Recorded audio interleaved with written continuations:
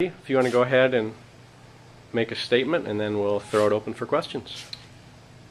We're always excited when we get a win, and it's important that we find ways to win when we don't play our best. But I think tonight's lesson for our team was that no matter the score, we're trying to play to get better and to try to work on ourselves. And tonight, in a situation where they were shorthanded with some injuries coming into the game, and certainly a rebuilding program by a fantastic young coach, we're a little disappointed coming out of it with our execution and how we didn't want to play the score. We wanted to play to get better. And we have a lot of areas that we still want to work on and improve, certainly. And I think we are capable of shooting the ball better. And some of the game plans behind the scenes didn't get done like we wanted it to get done despite the big margin. So happy to get out of there with a win, because certainly you could always get upset. But the big picture is I think the team comes out of there knowing we could have been crisper, we could have had a more efficient play, and certainly we're going to need to be better in the future, and we'll keep working hard to get there.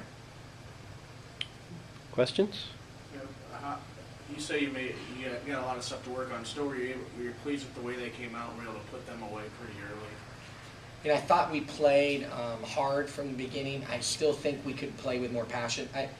Hats off to the crowd tonight with a football game between arch rivals going on between our school tonight. To have the amount of fan base that we had tonight is really amazing, and a credit to our fans. With that said, without the band, with the core group of fans that were here, we were going to have to create some of our own excitement. And I thought we played hard, but I thought we could play with even more passion and excitement and enthusiasm. We're a very, very laid-back team, and this unit has to try to get energy from itself and not always the coaches. And so, but I'm glad that we got it to a double-digit lead so we could play through some mistakes. We could have some breakdowns and still have the cushion that you had the lead and never felt panicked. Maggie, in 2 games this year, she's had her BG best in scoring at Evansville, and now she's reset it. That's something you guys are making a point to get her the ball, or tonight she's 7 of 7. So yeah, I think she could have had a monster game tonight if she would have played 30-some minutes. Certainly the size advantage tonight was in our favor. It doesn't happen very often, and because of the lack of depth and injuries that Youngstown has sustained, we took advantage of it at times. I thought we could have still been better, but Maggie, of all our post players tonight, handled those mismatches and was able to take advantage of her opportunities. And really pleased, because consistently you expect Tracy and Lauren to step up and score. So we're looking for that third consistent scorer. Who's it going to be? Is it going to be Maggie? Is it going to be Jen? Is it going to be Chrissy? Is it going to be someone off the bench? And right now, early in the year, it's been Maggie. We got to get Jen going. Certainly not great matchups for her these first few games, and she'll have better games to come. But Maggie's started off really strong this season. We hope it continues. Gives us a post presence and a post score. Did you like the way Allison Pappercliff played there in the first half, as far as giving you a little spark off the bench? Absolutely. I thought she was another person that could, she's an undersized post herself.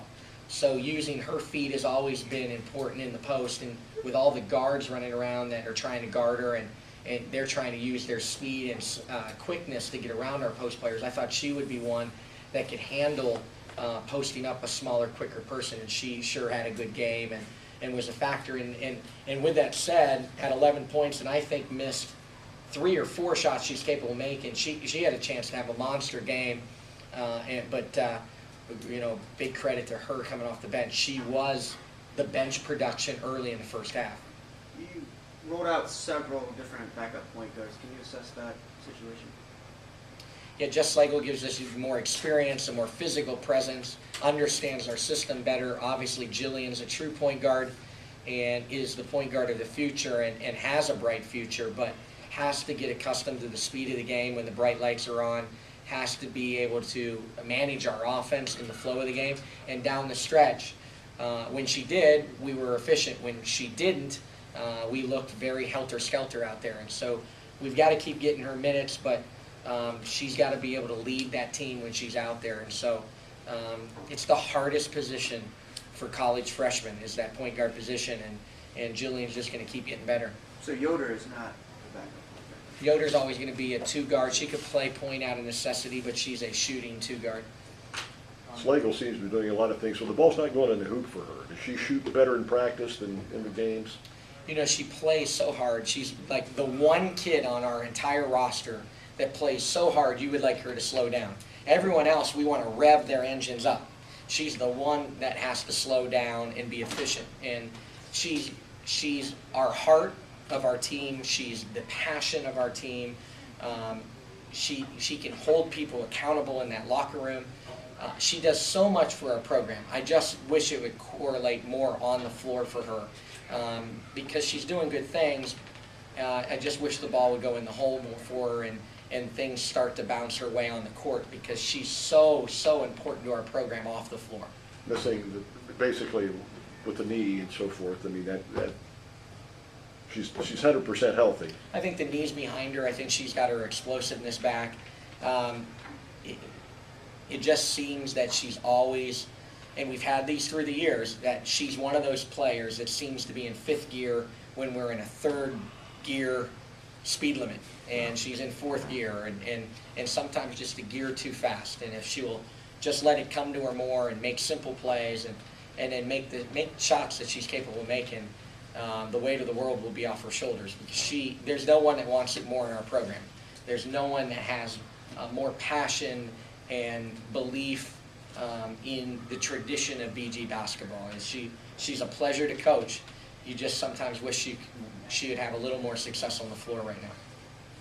And Lauren, a double-double in a little over 20 minutes. If you could just touch on her game tonight. Yeah, I thought Lauren was awful, but you know, she scored 25 points. You know, like she hadn't made a three all year. Like when she started out missing open threes again tonight, I mean, we were getting close to 1 for 15 on the year. She's really struggled from the arc. And to her credit, she finished strong and made threes, and her box line is a double-double, 25 and 10 looks great. And I thought she was just flat not good tonight. And so that's the luxury of Lauren Prohaska. You can go for 25 and 10, and I think have a really average night for her. And so, again, another kid that if she was forced to play 35 minutes tonight, you know, could have had a night where it was up in the 30s and 40s. Okay, anything else? All right, thank you.